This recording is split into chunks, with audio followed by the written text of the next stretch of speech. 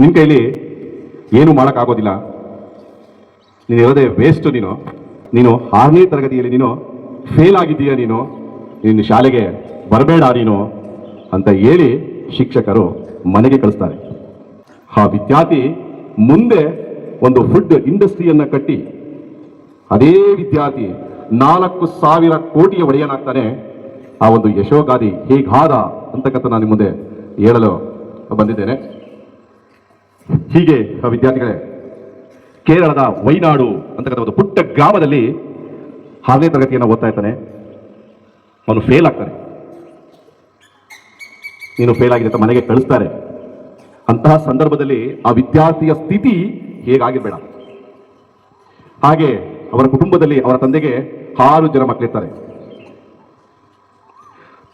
ಕಿತ್ತು ತಿನ್ನುವಂತಹ ಬಡತನ ಇರ್ತದೆ. ಊಟಕ್ಕಾಗಿ ಪರದಾಡ್ತಾ ಇದ್ದಾರೆ. ತಂದೆ ದಿನಗೂಲಿಯನ್ನ ಮಾಡಿ ಸಂಸಾರವನ್ನ ನಡೆಸ್ತಾ ಇರ್ತಾರೆ. ಅವರ ಮನೆಯಲ್ಲಿ ಕರೆಂಟು ಕೂಡ ಇರೋದಿಲ್ಲ. ದೀಪದ ಬೆಳಕಿನಲ್ಲಿ ಓದ್ತಾ ಇರ್ತಾನೆ ಆ ವಿದ್ಯಾರ್ಥಿ. ಕಳಿಸಿದಂತಹ ಸಂದರ್ಭದಲ್ಲಿ ಅವರ ತಂದೆಗೂ ಕೂಡ ನಿರಾಶೆ ಆಯಿತು. ನನ್ನ ಮಗ ಓದ್ತಾನೆ, ಈ ಸಂಸಾರದ ನೊಗವನ್ನು ಹೊರ್ತಾನೆ ಅಂತಕ್ಕಂತಹ ಒಂದು ಆಸೆಯನ್ನು ಇಟ್ಕೊಂಡಿದ್ರು.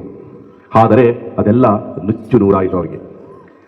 ಹಾಗೇನ್ ಮಾಡ್ತಾರೆ, ಅವರ ಜೊತೆ ನಿರ್ಧರಿಸ್ತಾರೆ ಅವರು, ನನ್ನ ಜೊತೆಯಲ್ಲಿ ನೀನೂ ಕೂಡ ಕೆಲಸಕ್ಕೆ ಬಾ, ಇಂದಿನಿಂದ ನೀನು ಓದ್ದೇ ಇದ್ಮೇಲೆ ಅಂತ ಆ ವಿದ್ಯಾರ್ಥಿಯನ್ನ.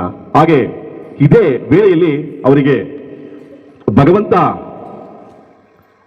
ಟರ್ನಿಂಗ್ ಪಾಯಿಂಟ್ ಅನ್ನು ಕೊಡ್ತಾರೆ. ಅವರಿಗೆ ಎಲ್ಲರ ಜೀವನದಲ್ಲೂ ಕಷ್ಟ ಸುಖಗಳು ಇದ್ದೇ ಇರ್ತವೆ. ಒಂದು ಮಾತನ್ನ ಹೇಳ್ತಾರೆ, ಬಡತನವೆಂಬುದು ಶಾಪವಲ್ಲ, ವರ ಅಂತ ತಿಳ್ಕೊಬೇಕು. ನಾವು ಯಾವಾಗ್ಲೂ ನಾವೇನ್ ಮಾಡ್ತೀವಿ, ನಮಗೆ ದೇವರು ನಮಗೆ ಬಡತನ ಕೊಟ್ಬಿಟ್ಟಿದ್ದಾನೆ, ನನ್ನ ಕೈಲಿ ಏನು ಮಾಡಕ್ಕೆ ಆಗೋದಿಲ್ಲಪ್ಪ, ನನಗೆ ಶಾಪ ಹಾಕ್ಬಿಟ್ಟಿದ್ದಾನೆ ದೇವರು ಅಂತ ಹೇಳ್ತಾರೆ. ಆದರೆ ವಿದ್ಯಾರ್ಥಿಗಳೇ, ಅದನ್ನ ನಾವು ಶಾಪ ಅಂತ ತಿಳ್ಕೋಬಾರ್ದು, ಅದನ್ನ ವರ ಅಂತ ತಿಳ್ಕೋಬೇಕು. ಹಾಗೆ ಮತ್ತೊಂದು, ಇಂದು ನೀನು ಒಂದೊಂದು ತುತ್ತಿಗೂ ನೀನು ಪರದಾಡ್ತಾ ಇದ್ರೆ ಊಟಕ್ಕಾಗಿ, ಮುಂದಿನ ದಿನಗಳಲ್ಲಿ ಆ ಒಂದು ತುತ್ತು ಊಟವನ್ನು ಮಾಡೋದಕ್ಕೆ ನಿನಗೆ ಟೈಮ್ ಇರಬಾರ್ದು. ಅಂದ್ರೆ ಅಷ್ಟು ನಿನ್ನ ಬ್ಯುಸಿ ಶೆಡ್ಯೂಲ್ ಇರಬೇಕು, ಬ್ಯುಸಿ ಆಗಿರ್ಬೇಕು. ಆ ರೀತಿಯಲ್ಲಿ ನೀನು ಬೆಳಿಬೇಕು ಅಂತ ಕೆಲವರು ಹೇಳ್ತಾರೆ. ಬಡತನದಲ್ಲಿ ಹುಟ್ಟುವುದು ನಿನ್ನ ತಪ್ಪಲ್ಲ, ಬಡತನದಲ್ಲಿ ಸಾಯುವುದೇ ನಿನ್ನ ತಪ್ಪು ಅಂತ ಬಿಲ್ ಗೇಟ್ಸ್ ಅವರು ಹೇಳ್ತಾರೆ. ಹೀಗೆ ಹಲವಾರು ನುಡಿಮುತ್ತುಗಳು ಹೇಳ್ತಾವೆ, ಸಿಗ್ತಾ ಹೋಗ್ತವೆ. ಅವರೆಲ್ಲ ಹಿರಿಯರು ಹೇಳಿರೋದು ನಿಜ ಅಂತ ನನಗೆ ಅನಿಸ್ತಿದೆ. ಅದಕ್ಕೆ ಯಾರೂ ಕೂಡ ನಾನು ಬಡತನದಲ್ಲಿ ಹುಟ್ಟಿದ್ದೀನಿ ಅನ್ಬೇಡಿ, ಅದನ್ನ ಶಾಪ ಅಂತ ತಿಳ್ಕೊಬೇಡಿ, ವರ ಅಂತ ತಿಳ್ಕೊಳ್ಳಿ. ಆ ವಿದ್ಯಾರ್ಥಿಗೆ ಅವರ ಗಣಿತ ಶಿಕ್ಷಕರಾದಂತಹ ಮ್ಯಾಥ್ಸು ಅಂತಕ್ಕಂಥವ್ರು ಅವರಿಗೆ ಒಂದು ರೀತಿಯ ಟರ್ನಿಂಗ್ ಪಾಯಿಂಟ್ ಅನ್ನು ಕೊಡ್ತಾರೆ. ಅವರ ಮನೆಗೆ ಬರ್ತಾರೆ. ಬಂದು ಆ ವಿದ್ಯಾರ್ಥಿಯ ತಂದೆ ಹತ್ರ ಮಾತಾಡಿ, ಇನ್ನು ತುಂಬಾ ಚೆನ್ನಾಗಿ ಓದ್ತಾನೆ, ನಿಮಗೆ ಸರಿಯಾದಂತಹ ಮಾರ್ಗದರ್ಶನವನ್ನ ನೀಡಬೇಕು, ತುಂಬಾ ಬುದ್ಧಿವಂತನಾಗಿದ್ದಾನೆ ಅಂತ ಹೇಳಿ ಮತ್ತೆ ಶಾಲೆಗೆ ಬರುವಂತೆ ಆ ವಿದ್ಯಾರ್ಥಿಯನ್ನ ಆ ಗಣಿತ ಶಿಕ್ಷಕರು ಮಾಡ್ತಾರೆ. ಹಾಗೆ ಶಾಲೆಗೆ ಬರ್ತಾನೆ. ಅವನ ಏನು ಕೆಟ್ಟ ಅಭ್ಯಾಸಗಳಿದ್ದು ಅವರೆಲ್ಲ ಬಿಡ್ತಾನೆ, ಓದೋದಕ್ಕೆ ಪ್ರಾರಂಭ ಮಾಡ್ತಾನೆ. 6ನೇ ತರಗತಿಯಲ್ಲಿ ಮತ್ತೆ ಪರೀಕ್ಷೆಯನ್ನು ಬರೆದು ಉತ್ತಮ ಅಂಕಗಳನ್ನು ಗಳಿಸಿ ಪಾಸ್ ಆಗ್ತಾನೆ. ಮತ್ತೆ ಏನ್ ಮಾಡ್ತಾನೆ, 10ನೇ ತರಗತಿ ಬರ್ತಾನೆ, ಹಾಗೂ ಕೂಡ ಉತ್ತಮ ಅಂಕಗಳನ್ನು ಗಳಿಸ್ತಾನೆ. ಹೀಗೆ PUC ಇದಾದ್ಮೇಲೆ BE ಅನ್ನು ಮಾಡ್ತಾನೆ. ಅದಾದ ನಂತರ MBA ಮಾಡ್ತಾನೆ, ಉತ್ತಮ ಅಂಕಗಳನ್ನ ಗಳಿಸ್ತಾನೆ. ಅವನಲ್ಲಿರ್ತಕ್ಕಂತಹ ಒಂದು ಛಲ, ನಾನೇನಾದ್ರೂ ಒಂದು ಸಾಧನೆಯನ್ನ ಮಾಡಬೇಕು, ಆತ್ಮವಿಶ್ವಾಸವಿತ್ತು ಅವರಿಗೆ, ನಾನೇನಾದ್ರೂ ಮಾಡಬೇಕು, ಒಂದು ಸಾಧನೆಯನ್ನ ಮಾಡಬೇಕು. ನನ್ನ ಇನ್ನು ಹೇಗೆ ದಡ್ಡ ಅಂತ ಹೇಳ್ತಾ ಇದ್ದಾರೆ, ನನ್ನ ಪರೀಕ್ಷೆಯಲ್ಲಿ ಫೇಲ್ ಆಗಿದ್ದಾನೆ ಅಂತ ಎಲ್ಲ ಹೀಯಾಳಿಸ್ತಾ ಇರ್ತಾರೆ ಅವನ್ನ. ಅವರಿಗೆ ನಾನು ಏನು ಎಂಬುದನ್ನು ಇಡೀ ಜಗತ್ತಿಗೆ ನಾನು ತೋರಿಸ್ಬೇಕು ಅಂತ ಅವನು ಪಣವನ್ನು ತೊಡ್ತಾನೆ. ಹೀಗೆ MBA ಮಾಡಿದಂತಹ ವಿದ್ಯಾರ್ಥಿ ಅವನು ಬೆಂಗಳೂರಲ್ಲಿ ಕೆಲಸಕ್ಕೆ ಹೋಗ್ತಾನೆ. ಆರಾಮವಾದಂತಹ ಜೀವನವನ್ನ ನಡೆಸ್ತಾನೆ, ಒಳ್ಳೆ ಸಂಬಳ ಬರುತ್ತೆ, ಸುಖಕರವಾದಂತಹ ಜೀವನವನ್ನ ಮಾಡ್ತಾ ಇರ್ತಾರೆ. ಯಾಕೋ ಅವ್ನಿಗೆ ಇಷ್ಟ ಆಗಲಿಲ್ಲ.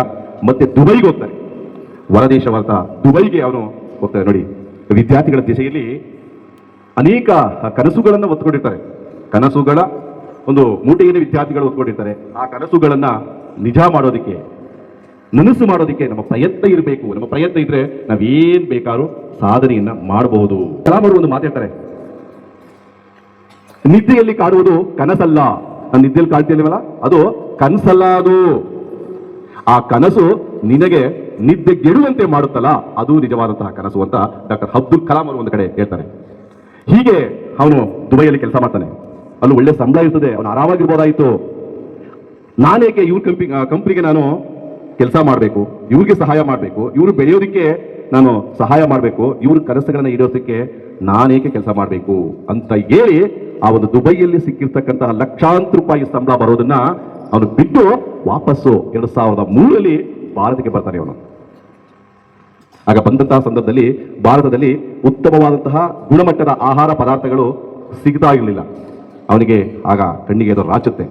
2005ರಲ್ಲಿ ಏನ್ ಮಾಡ್ತಾರೆ, ತನ್ನದೇ ಆದಂತಹ ಒಂದು ತಂಡವನ್ನ ಕಟ್ಕೊಳ್ತಾನೆ. ಒಂದು 50 ಜನರ ಒಂದು ತಂಡವನ್ನ ಕಟ್ಕೊಂಡು ಈ ಇಡ್ಲಿ ಮತ್ತೆ ದೋಸೆ ಹಿಟ್ಟನ್ನ ಪ್ಯಾಕ್ ಮಾಡಿ ಮಾರ್ತಕ್ಕಂಥದ್ದು ಸಣ್ಣದಾಗಿ ಪ್ರಾರಂಭ ಮಾಡ್ತಾರೆ. 50,000 ರೂಪಾಯಿ ಬಂಡವಾಳವನ್ನ ಹಾಕಿ ಅದನ್ನ ಮಾಡೋದಕ್ಕೆ ಪ್ರಾರಂಭ ಮಾಡ್ತಾನೆ. ಅಂತಹ ಸಂದರ್ಭದಲ್ಲಿ ಯಾಕೆ ಅದನ್ನೇ ಆಯ್ಕೆ ಮಾಡ್ಕೊಂಡ ಅಂತಂದ್ರೆ, ಎಲ್ಲ ಕೆಲಸಕ್ಕೆ ಹೋಗ್ತಾ ಇರ್ತಾರೆ. ನಾವು ಇಡ್ಲಿ ದೋಸೆ ಮಾಡ್ಬೇಕಾದ್ರೆ ಒಂದು ಅವತ್ತೇ ಮಾಡೋಕ್ಕಾಗತ್ತಾ? ಆಗಲ್ಲ. ಅದರ ರಾತ್ರಿ ಉನಿ ಹಾಕಿ ಅದನ್ನ ನೆನೆದು ಆದ್ಮೇಲೆ ಅದನ್ನ ರುಬ್ತಾರೆ. ಅನಂತರ ಅದನ್ನ ಇಡ್ಲಿ ದೋಸೆ ಬೆಳಿಗ್ಗೆನ ವೇಳೆಯಲ್ಲಿ ಮಾಡ್ತಾರೆ. ಅದನ್ನ ಅದಕ್ಕೆ ಅವನು ಆಯ್ಕೆ ಮಾಡ್ಕೊಳ್ತಾನೆ. ಆಗ ಅಂಗಡಿಗಳಿಗೆ ಹಾಕಕ್ಕೆ ಹೋಗ್ತಾರೆ. ಒಂದು 50-100 ಪ್ಯಾಕೆಟ್ ಅನ್ನ ಮಾಡ್ತಾನೆ. ಸಣ್ಣ ಸಣ್ಣ ನಮಗೆ ಅನುಭವನು ಕೂಡ ನಮಗೆ ಯಶಸ್ಸಿಗೆ ಕಾರಣ ಆಗುತ್ತೆ ಅನ್ನೋದಕ್ಕೆ. ಹಲವಾರು ಜನ ಇವನಿಗೆ ಹೀಯಾಳಿಸ್ತಾರೆ, ಯಾರು ತಗೋತಾರೆ ಇದನ್ನ ಅಂಗಡಿಗಳಲ್ಲಿ ಅಂತ ಇವನ್ನ ತುಂಬಾ ಕೆಟ್ಟದಾಗಿ ಮಾತಾಡ್ತಾರೆ, ಹೀಯಾಳಿಸ್ತಾರೆ. ಆಯ್ತು, ಒಂದಷ್ಟು ಕೊಡ್ತಾನೆ. ಹೀಗೆ ಒಂದು ವಾರ ಕಳೀತಿದೆ. ಅನಂತರ ಯಾರು ಅವನ್ನ ಹೀಯಾಳಿಸ್ತಾ ಇದ್ರು, ಯಾರು ಅವನ್ನ ತಿರಸ್ಕಾರ ಮಾಡ್ತಾ ಇದ್ರು. ಅದೇ ನೋಡಿ ಮಕ್ಕಳ, ಲೈಫಲ್ಲಿ ಯಾರು ನಮ್ಮನ್ನ ತಿರಸ್ಕಾರ ಮಾಡ್ತಾರೆ, ಯಾರು ನಮ್ಮನ್ನ ಹೀಯಾಳಿಸ್ತಾರೆ, ಟೀಕೆ ಮಾಡ್ತಾರೆ, ಅವರ ಮುಂದೆ ನಾವು ಅವರಿಂದಲೇ ನಾವು ಸನ್ಮಾನವನ್ನ ಮಾಡಿಸ್ಕೋಬೇಕು. ಆ ರೀತಿಯಲ್ಲಿ ನಮ್ಮ ಬೆಳವಣಿಗೆ ಇರಬೇಕು. ನಮ್ಮ ಕನಸುಗಳನ್ನ ನನಸು ಮಾಡಬೇಕು. ಹಾಗೆ ಅವರು ಮತ್ತೆ ಫೋನ್ ಮಾಡ್ತಾರೆ, ನನಗೆ 100 ಪ್ಯಾಕೆಟ್ ಬೇಕು, 200 ಪ್ಯಾಕೆಟ್ ಬೇಕು ಅಂತ. ನಿಧಾನವಾಗಿ ಇವರ ಫುಡ್ ಉತ್ಪಾದನೆ ಅಂತಕ್ಕಂಥದ್ದು ಒಳ್ಳೆ ಮಾರ್ಕೆಟ್ ಆಗುತ್ತೆ. ಅವರಿಗೆ ಬೆಳೀತಾ ಹೋಗ್ತಾನೆ. 100, 200, 1000, ಲಕ್ಷ ಇದರೆಲ್ಲ ಬೆಳೀತಾ ಬೆಳೀತಾ ಬೆಳೀತಾ ಹೋಗ್ತಾರೆ. ಅವನ ಒಂದು ಏನು ಉತ್ಪಾದನೆ ಇದೆ, ಫುಡ್ ಇಂಡಸ್ಟ್ರಿ ಕಂಪನಿಯ CEO ಆಗ್ತಾನೆ ಅವನೇ. ಅಂದು ಅವರ ಟೀಚರ್ ತುಂಬಿದಂತಹ ನಂಬಿಕೆ, ಭರವಸೆ ಅಂತಕ್ಕಂಥದ್ದು ಏನಿದೆ ಬಂಡವಾಳ ಅವನಿಗೆ ಮುಂದೆ ಅವನಿಗೆ ಯಶಸ್ಸಿಗೆ ಕಾರಣ ಆಗುತ್ತೆ.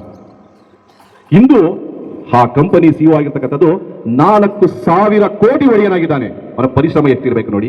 45 ದೇಶಗಳಿಗೆ ಈ ಆಹಾರವನ್ನ ಪ್ಯಾಕೆಟ್ ಅನ್ನ ಮಾಡಿ ಕಳಿಸ್ತಾನೆ. ಒಬ್ಬ ಬಡ ವಿದ್ಯಾರ್ಥಿ, ನೀನೇನಕ್ಕೂ ಸಹ ಆಗೋದಿಲ್ಲ, ವೇಸ್ಟ್, ದಡ್ಡ ನೀನು ಅಂತಕ್ಕಂಥ ವಿದ್ಯಾರ್ಥಿ ಇಂದು 4,000 ಕೋಟಿಯ ಒಡೆಯನಾಗಿದ್ದಾನೆ. 45 ದೇಶಗಳಿಗೆ ರಫ್ತಾಗ್ತಾ ಇದೆ. 5 ಲಕ್ಷ ಕೆಜಿ ಉತ್ಪಾದನೆಯನ್ನ ರಫ್ತನ್ನ ಬೇರೆ ದೇಶಗಳಿಗೆ ಮಾಡ್ತಾ ಇದ್ದಾನೆ. ಅಂದ್ರೆ ಅವನು ಪಟ್ಟಂತಹ ಶ್ರಮ ಎಷ್ಟಿದೆ. ಅದಕ್ಕೆ ಕೆಲವು ಹಿಂಟುವನ್ನು ಮಾಡ್ತಾರೆ ಅವನಿಗೆ, ಹೇಗೆ ಇದೆಲ್ಲ ಸಾಧ್ಯ ಅಂತ. ನಾವು ಯಾವ್ದಾದ್ರು ಒಂದು ಕೆಲಸವನ್ನ ಪ್ರಾರಂಭ ಮಾಡಿದಾಗ ಸೋಲಾಗುತ್ತೆ, ನಾವು ಅದರ ಎದೆಗುಂದಬಾರದು. ನಮಗೆ 2ನೇ ಸಾರಿ ನಮಗೆ ಪಾಠವನ್ನ ಕಲಿಸುತ್ತೆ. ಹಾಗೆ ನಾವು ನಮ್ಮ ಪರಿಶ್ರಮವನ್ನ, ನಮ್ಮ ಶ್ರದ್ಧೆ, ಇವೆಲ್ಲವನ್ನ ನಾವು ಎಫರ್ಟ್ ಅನ್ನ ಹಾಕ್ತಾ ಹೋಗ್ಬೇಕು. ಒಳ್ಳೆ ಗುಣಮಟ್ಟದ ಆಹಾರವನ್ನ ನೀಡ್ತಾರೆ ಅವನು, ಕ್ವಾಲಿಟಿ ಇರ್ತದೆ. ಈ ರೀತಿ ನಾವು ಮಾಡ್ತಾ ಹೋದಾಗ ಶ್ರದ್ಧೆ ಇವೆಲ್ಲವೂ ಕೂಡ ನಮಗೆ ಕೌಂಟ್ ಆಗ್ತಾ ಹೋಗ್ತದೆ. ನಿಮ್ಮ ಕನಸುಗಳನ್ನ ನೀವು ಈಡೇರಿಸ್ಕೊಳ್ಳಿ. ಅದಕ್ಕೆ ಶ್ರೀಗಳವರ, ನಮ್ಮ ಮಠದ ಎಲ್ಲ ಗುರುಗಳ ಆಶೀರ್ವಾದ ನಿಮ್ಮ ಮೇಲೆ ಇರಲಿ. ನಿಮ್ಮ ಎಲ್ಲ ಕನಸುಗಳು ಈಡೇರಿಸ್ಕೊಂಡು ತಮ್ಮ ಉತ್ತಮವನ್ನ, ಭವಿಷ್ಯವನ್ನ ರೂಪಿಸ್ಕೊಳ್ಳಿ. ನನಗೆ ಕಷ್ಟ, ನನಗೆ ಆಗಲ್ಲ ಅಂತ ಯಾರು ಕೂಡ ಹೇಳಬಾರ್ದು. ಏನಿಲ್ಲ, 3,000 ಮಕ್ಕಳಿದ್ದಾರೆ, 3,000 ವಿದ್ಯಾರ್ಥಿಗಳು ಕೂಡ ಒಂದೊಂದು ಕಂಪನಿಯನ್ನ ಹುಟ್ಟಾಕ್ಬೋದು, ಆ ಕಂಪನಿಯ CEO ಆಗ್ಬೋದು. ಆದರೆ ಮನಸ್ಸಿರ್ಬೇಕಷ್ಟೇ. ಮನಸ್ಸಿದ್ದರೆ ಮಾರ್ಗ, ನಿಮ್ಮ ಶ್ರಮ ಎಲ್ಲವೂ ಕೂಡ ಇದ್ರೆ ಮಾತ್ರ ನೀವು ಒಬ್ಬ ದೊಡ್ಡ ವ್ಯಕ್ತಿ ಆಗೋದಕ್ಕೆ ಸಾಧ್ಯ ಆಗುತ್ತೆ ಅಂತ ಹೇಳ್ತಾ ನನ್ನ 2 ಮಾತುಗಳನ್ನ ಮುಗಿಸ್ತೇನೆ.